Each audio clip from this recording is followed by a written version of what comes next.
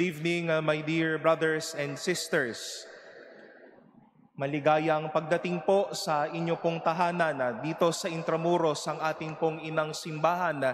And we welcome you, our dear Manila Cathedral faithful, our dear pilgrims of hope, as we celebrate the last week of our present liturgical calendar, the Sunday of celebrating the solemnity of Jesus Christ, our King, the King of the universe. And come next week, it's another leg of a journey to all of us. Today, as we mark the celebration of Christ the King. My dear brothers and sisters, in today's Gospel, today was starred by two criminals beside Jesus during his suffering. The other criminal who was so arrogant of this sentence, who was so demanding to Jesus himself. Nagligtas ka, iligtas mo rin naman ako, but ngayon, ikaw din parang wala kang tulong o wala kang ginagawa sa pagkakataong ito. But the other criminal, the other thief, exclaimed not arrogance, but his desire for mercy. His desire that the wrongdoing he committed be replenished, be cleansed with the forgiveness of the Lord. After the deafening silence of Jesus, came out the words, Amen, I say to you, today you will be with me in paradise. May paraiso si Kristo na hari. At ano ho ba ang paraiso ni Kristo? Sa kwento po na narinig natin sa ating mabuting balita, ang paraiso ni Kristo ay hindi ho yung paraisong iniisip natin, na marahil paraiso na para sa magagara lamang, paraiso na gated, paraiso na para lamang sa mga taong may taas, may yaman, may kaya, paraiso na tinitingala at nilululwalhati ng lahat. Hindi po. Just by the very words Jesus told the thief, today you will be with me in paradise. Gusto kong naisin mo din ito. At sa paraiso ko, gusto ko ikaw ang kasama ko. Tayong dalawa ang magsasama sa paraiso.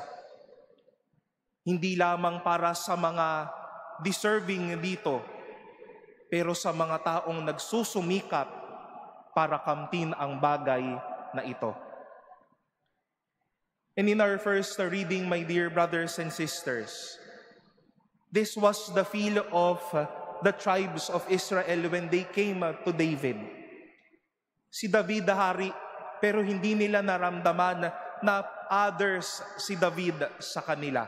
Naramdaman nila, hari ka pero patuloy mo kaming minahal at patuloy mo kaming inaruga na parang iyong kapatid.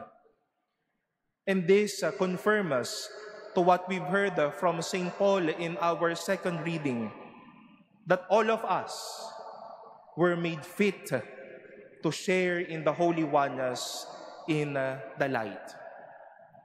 Ganyan ang paraiso ng Diyos. Yung parang hindi nakakatakot tignan. Yung hindi tayo mga alangan ay para lamang yan sa mga may kaya, para lamang sa mga taong matataas. Pero ang paraiso ni Kristong Hari ay paanyayang kaya mong naisin ito. At ang paraiso ni Kristong Hari ay ang pagnanais niyang tayo ay makasama dito.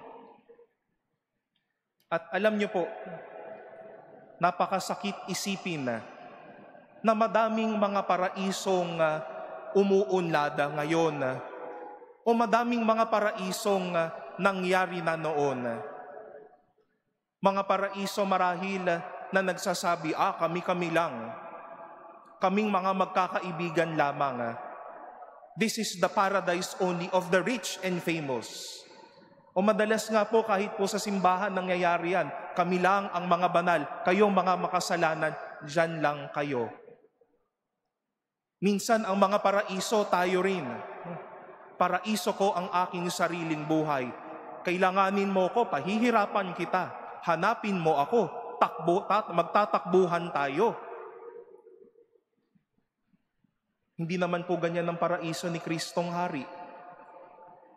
Ang paraiso ni Kristong Hari ay may kakayanan tayo, may lawak tayo, may yaman tayo, at kapag ka may kumatok, may nangailangan, may nagsumikap, bigay.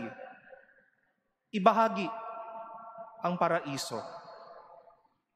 Meron naman din pong nabubuhay sa paraiso. Limpak na kayamanan, paraiso yan. Limpak-limpak na itinago, ayan, paraiso yan.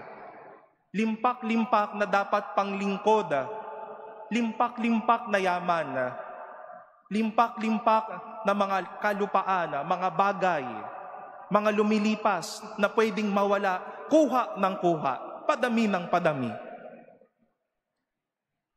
Para ang sarili masabing, nabubuhay ako sa paraiso. Kayo, mabuhay kayo sa kasamaan. At least ako, paraiso ang buhay ko. Okay nang ikaw, mabuhay ka sa delubyo o sa kasamaan. Hindi po ganyan ang paraiso ni Kristong Hari. Ang paraiso ni Kristong Hari, tayong lahat, nais niya hong makita doon. At hindi lang makita, nais niyang makasama doon sa langit na ito.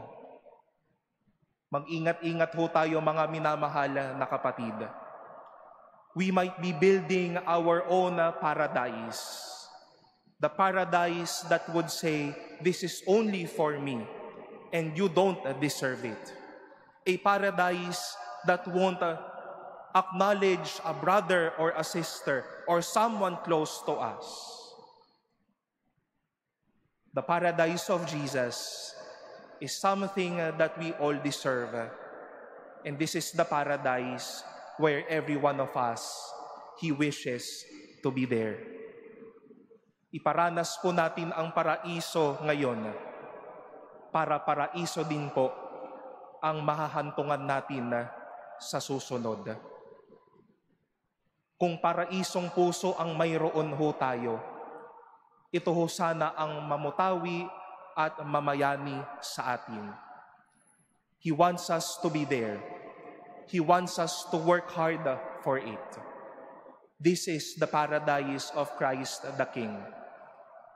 Not selfishness, not exclusivity, not indifference. But the paradise of Jesus is for us to be there, for us to enjoy heaven, and for us to work hard for it, so as to claim it as our prize after this life.